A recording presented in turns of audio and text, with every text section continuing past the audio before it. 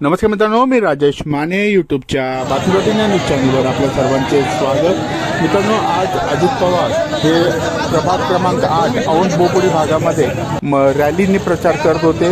या भागातील उमेदवार प्रकाश झोरे, अर्चना मुसळे, विनोद रणपिसे आणि पौर्णिमा रानवडे यांचा प्रचार ते करत होते।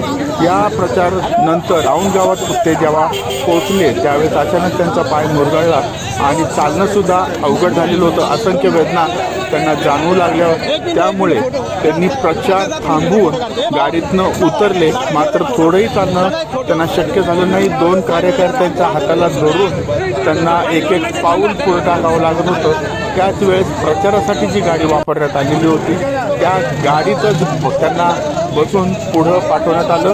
त्यांची नेहमीची गाडी जी होती आहे ती सर्व मागं होती, पोलीस ताफा सर्व मागं होता। त्या प्रचाराच्या गाडीमध्ये बसवून अजितदादा पुढे निघून गेले। हा संपूर्ण जो प्रचार यंत्रणा आहे आज शेवटच्या दिवशी हा प्रचार अर्धवट सोडून त्यांना औंध बोपोडी भागातनं निघून जावं लागलं।